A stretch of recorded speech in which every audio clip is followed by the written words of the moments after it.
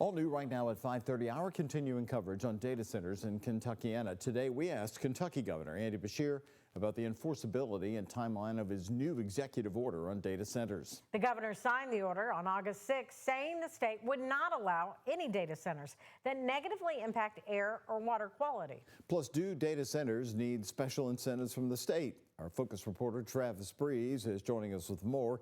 He was there in person in Frankfort today asking the governor questions. Travis? Doug and Connie, the order directs the Energy and Environment Cabinet and the Public Service Commission to take a stricter approach to data centers. However, I spoke to a lawyer for a conservation group who says he's unsure exactly how that's going to work.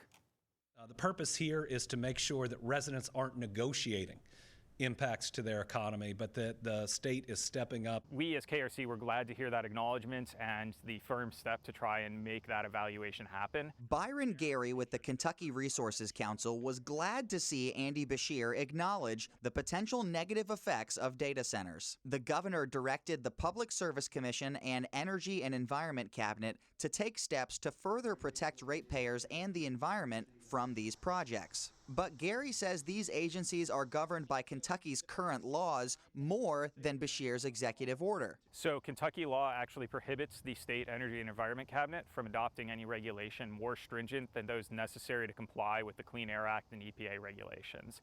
The only area of the state that does have more stringent regulation is Louisville. Gary doesn't expect the administration to heavily vet data centers on environmental issues. The order also requires developers to submit an initial energy plan to say where they'll get their power from. Have any data center developers filed an initial energy plan since that was put in the executive order?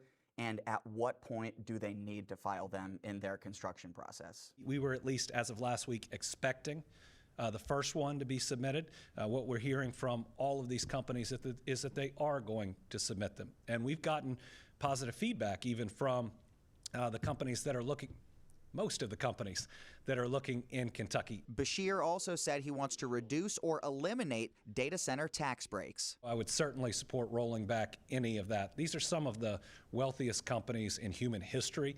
They can afford the construction.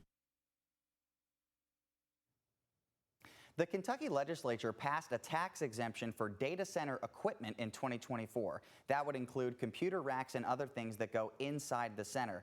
As of July 2026, no company has taken advantage of those exemptions in the first 2 years. However, there are certainly many projects in the pipeline that are likely to do it soon. Doug, Connie?